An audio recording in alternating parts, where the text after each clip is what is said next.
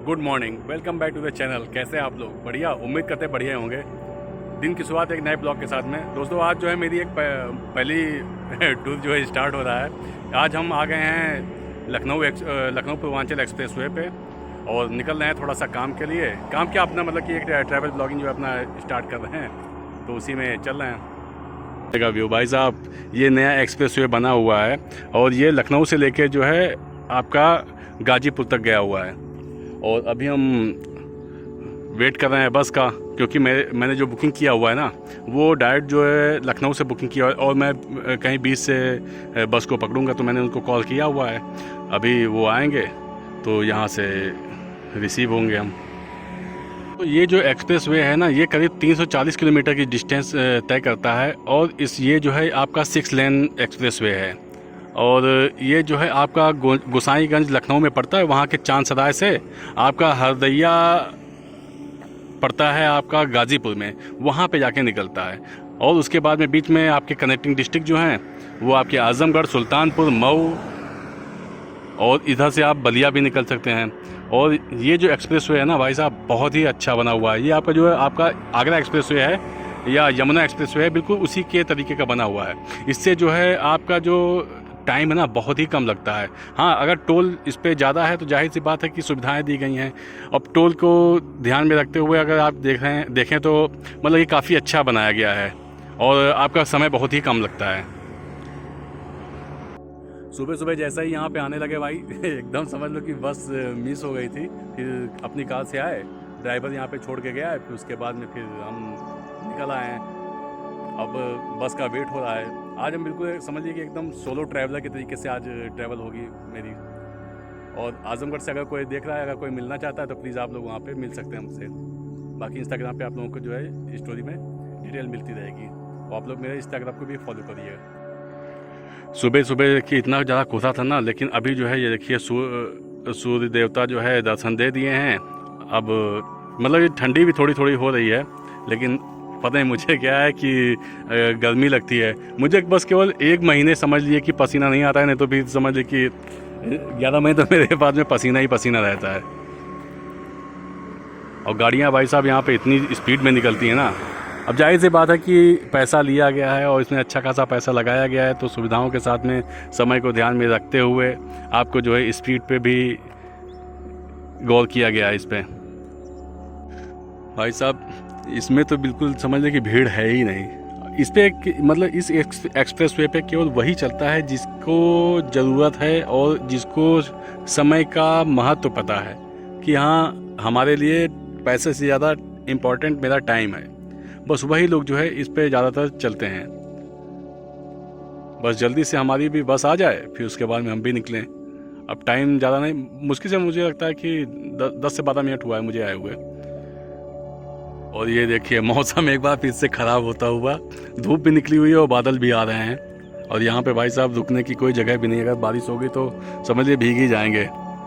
चलिए ठीक है, देखते हैं, जो होगा देखा जाएगा। और कुछ अपने प्रोटेक्शन के लिए मतलब छाता वगैरह कुछ ऐसा कुछ लाए भी नहीं है। ये जो सामने टोल प्लाजा देख रहे हैं, फिर वहीं पे जाएंगे और क्या।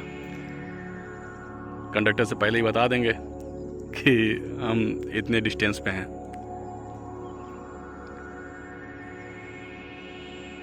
ये जो है इसकी जो है सर्विस लेन है। सर्विस लेन नहीं, आप समझ लीजिए कि अगर ये शायद आपका जो है Raebareli to Faizabad bypass road है, और इस रोड से अगर आपको पूर्वांचल एक्सप्रेस वे पे आना है तो फिर उसके लिए जो है ये टोल बना हुआ है। एक टोल इस साइड में है, एक इस साइड में है।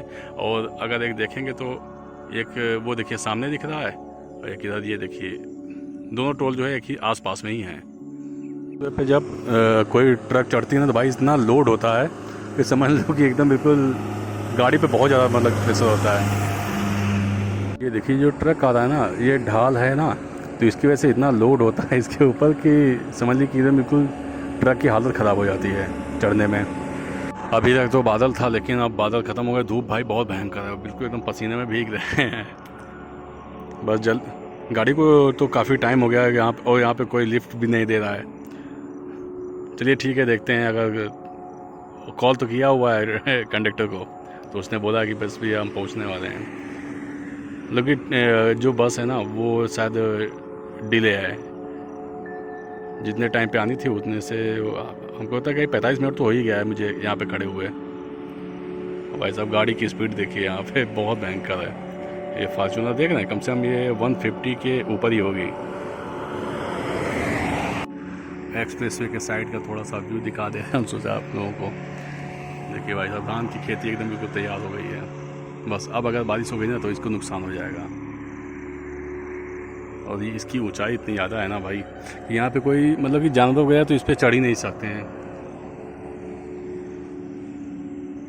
और बाकी बहुत सारी सुविधाएं इस पर जो है दी गई हैं और मतलब कि सावधानियों को देखते हुए यहाँ पे बहुत सारे काम किए गए हैं। मतलब कि इस पर केवल गाड़ी के अलावा और कुछ मतलब कि समझ लीजिए आपकी जो जैसे ट्रैक्टर वगैरह है इन सब चीज़ों की इस पर एंट्री बिल्कुल बैन है। इस पर बस केवल वही लोग चलते हैं जिनको मतलब कि रियल में ज़रूरत है और जिनको केवल समय को बचाना है। अब एकदम बिल्कुल सुनसान हो गया है। अब देखिए यहाँ पे कोई भी नहीं है, एक भी गाड़ी नहीं है। बस चलिए ठीक है, मेरे बस का आने का टाइम हो गया है। चलिए मेरी बस आ गई है, फिर उसके बाद में बैठ के बस उसके बाद फिर आपसे मुलाकात होती है। ठीक है, अब हम आ गए हैं एक पूर्वांचल एक्सप्रेसवे का एक स्टॉपेज है ये नौना, वहीं पे आए हुए हैं। अब इसके बाद में थोड़ा नाश्ता वगैरह करते हैं, फिर उसके बाद में आगे निकलेंगे। अंदर जो है अभी यहाँ से निकलने वाले हैं। देखिए बस ने आराम कर दिया है और चलते हैं। अब मुश्किल से आधा घंटे लगा है यहाँ पे आने में, कम से कम 50 किलोमीटर लगे आने हैं। बैठ रही है बस पे भाई साहब। बाहर तो बहुत गर्मी थी, अंदर तो खैर टेम्परेचर सही है, इस वजह से ज़्यादा दिक्कत नहीं है। और देखिए बाहर का मौसम एकदम अच्छा हो रखा है, बस बारिश होने वाली है। धूप और दिन लोकेशन पे बादल है भाई साहब। भाई साहब आजमगढ़ करीब आपको 3 घंटे लगा यहाँ पे आने में। और चलते हैं अब अपना थोड़ा सा काम निपटाते हैं, फिर उसके बाद में आपको आगे भी दिखाते हैं लोग। यहाँ पे तो मौसम भाई साहब एकदम बिल्कुल गर्म सा है। लोग कह रहे थे कि बारिश हो रही है, लेकिन यहाँ पे तो बिल्कुल एकदम जैसे लगा है सूखा पड़ा हुआ है।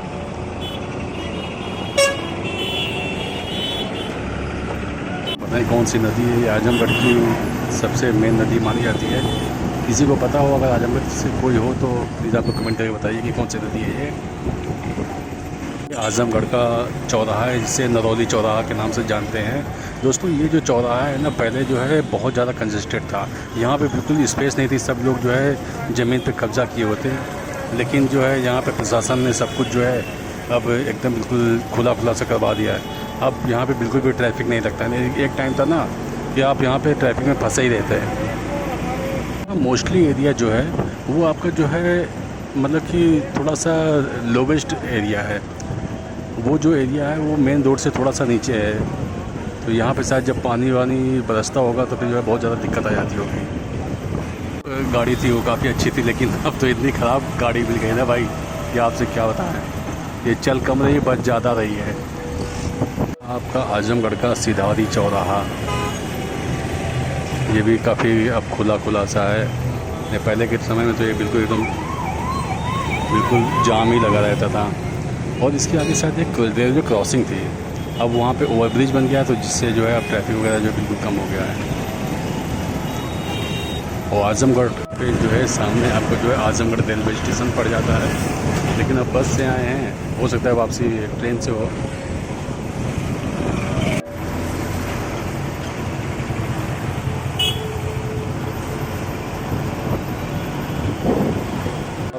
जो गाड़ी मिली है ना कि जितना खाना खाए थे वो ज़्यादा का ज़्यादा जी की डाइजेस्ट हो गया। अब फिर से भूख लग गई है। ये चलती कम है बचती ज़्यादा है भाई, बहुत दिक्कत हो रही है इसमें। चलिए ठीक है, लेकिन क्या करें, अब यहाँ पे तो इसी से लोग आते जाते हैं।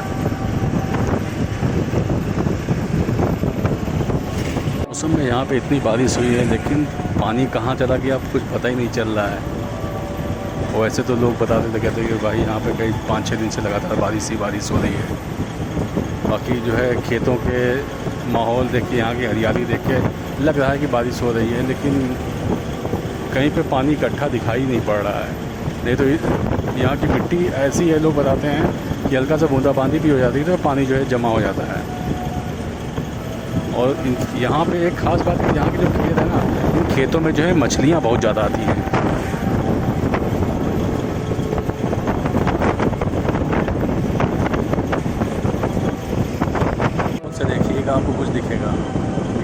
साइकिल मोटरसाइकिल पे। इस मौसम में यहाँ पे आके तो अच्छा लग रहा है। अगर यही हम लोग अब मई या जून में आते हैं ना भाई, इतनी भयंकर गर्मी होती है, ऐसा लगता है कि एकदम सूखा पड़ा हुआ है ना। तो कहीं पे आपको हरियाली दिखेगी, ना ही कहीं पेड़ पौधे आपको दिखेंगे। और इतनी गर्मी होती है कि समझ लीजिए कि बहुत हालत ख़राब हो जाती है। बस जैसे तैसे करके यहाँ के लोग रहते हैं, बाकी तो सब अच्छा है यहाँ पे।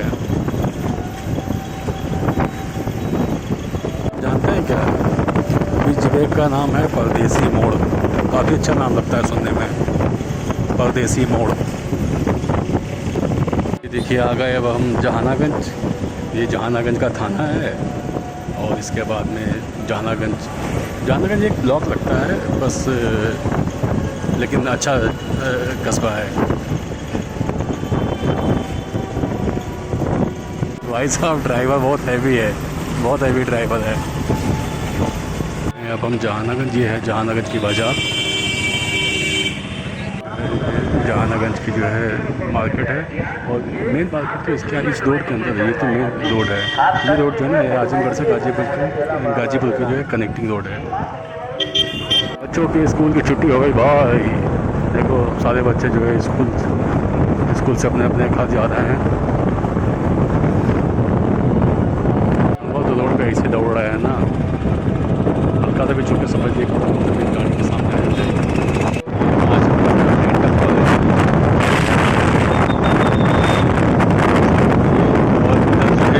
आयुर्वेदिक का फार्मेसी का कॉलेज है जो महामृत्युंजय कॉलेज के नाम से जाना जाता है।